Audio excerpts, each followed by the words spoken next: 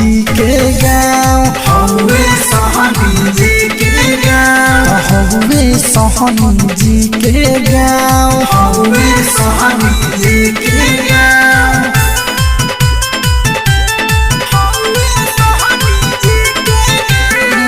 तोहरा जवानी के सभे आधा आधा बाटी रे गिरी न से तोर न बुद्धि जरने तोरे भोरले आज तू बजा आज रात भरना चाही बड़े प्रियंकावा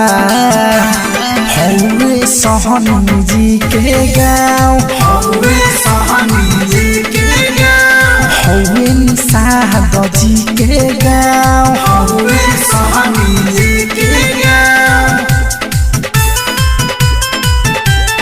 हौवे सहनी जी के गाँव सहनी जी के गाँव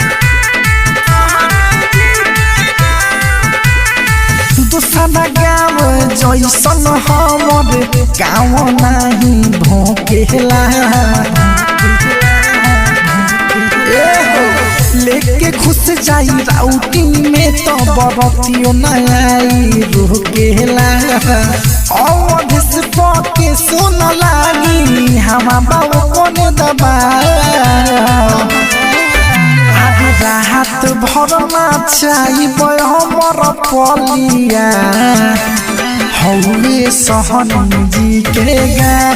हौवे सहनी जी के गाँव हौवे सहनी जी के गाँव हौवे सहनी जी के गाँव मिक्स बाय